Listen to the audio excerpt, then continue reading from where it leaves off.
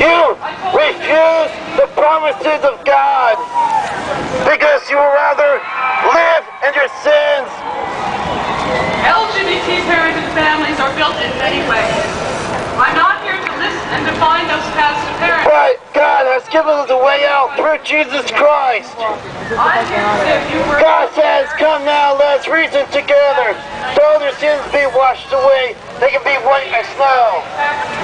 My brother Drew gave me a call. And the Bible says, as far as you and Claire want to join that's as far as God can throw away your sins. Did you forget we're lesbians?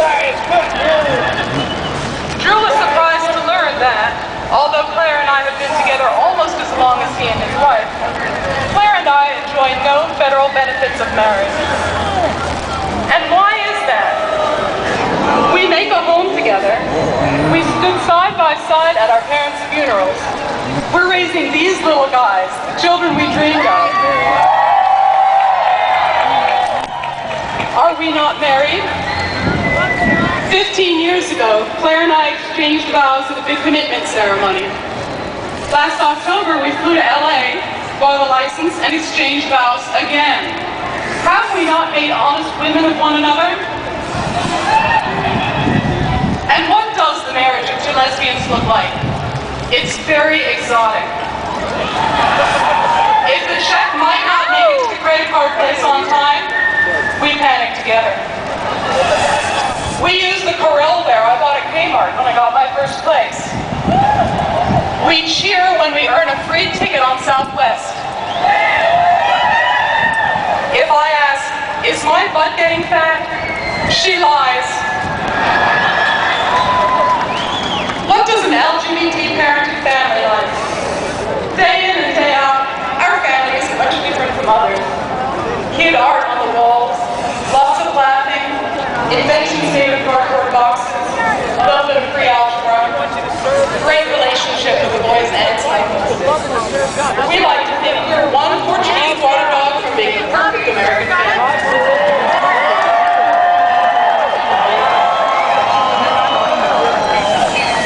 There are a few key differences that come with being a lesbian parented family. While I was in labor with Corley, my mother blurted out, "You're so lucky. You get to raise your children with a woman. Claire will be so much more useful than your father ever was." Another difference is that Claire and I have a stack of legal documents designed to accomplish just a fraction of the rights Mom and Dad received upon saying, "I do," in 1958.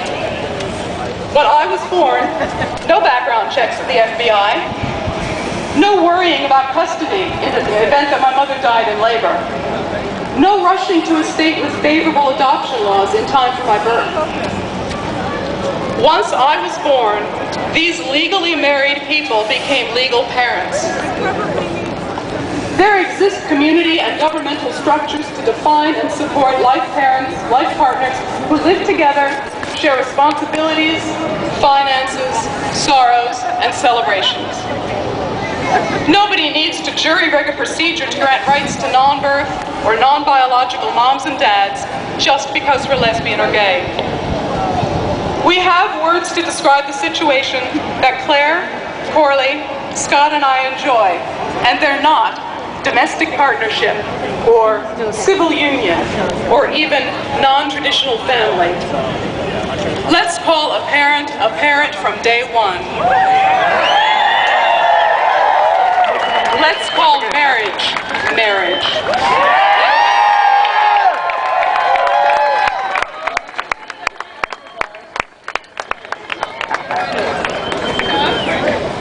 Excuse me. Excuse me. Sorry.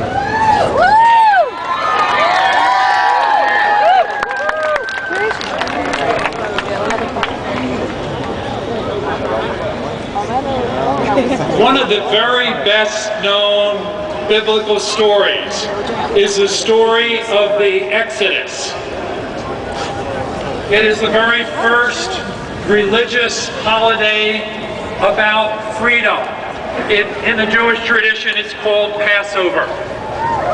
It was, in fact, the story of Exodus, the Passover, That was the Last Supper of Jesus of Nazareth. It's a remarkable story that we all know. For whatever reasons, the Pharaoh unwisely and unfairly feared the Israelites. And he turned them into slaves with taskmasters, and he made their lives difficult. And yet they did not rise up. Along came Moses to champion their cause, and yet they were fearful and did not leave. And the Lord brought 10 plagues, and it hardened them, and they moved to the shores of the Red Sea. Now, unlike what Cecil B. DeMille may tell you, the Jewish transcript says as follows, that the seas didn't magically part. It was one step at a time, and as each step was taken, they started to make their way through the Red Sea till they got to the other side. In 1965, when Frank Kameny, Barbara Giddings, Lily Vincennes, and Jack Nichols stepped forward, you could not get a job with our federal government if you were a gay or lesbian person. Let me tell you what that meant as well. You could not get a job unless you were a hairdresser or worked in a floral shop in any business in this country if you were an openly gay or lesbian person. Think of what that means. You could not be able to sustain yourself with the type of employment that you would want. It forced our people deep in the closet. My friends, there was a pharaoh in the country, and the name of that pharaoh was homophobia. And those folks who couldn't employ openly gay people were taskmasters, and maybe they were not ill-intended, but the consequences were the same.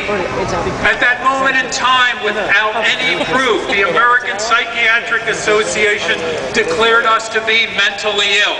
And as a result of that, people thought of us as weird and dangerous and criminal, and they feared us until that mental classification was lifted. That was yet another agent of the Pharaoh. In 1965 through 69, when these folks marched, it was criminal for people of the same sex to engage in sexual intimacy. And the police could break into the privacy of your bedroom, haul you off to jail, where you would be brutalized by your jail keepers and fellow inmates.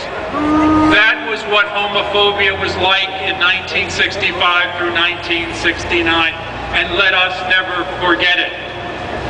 And as almost all gay people were like the Israelites in Egypt, they were afraid until, despite these people, Harvey Milk stepped forward.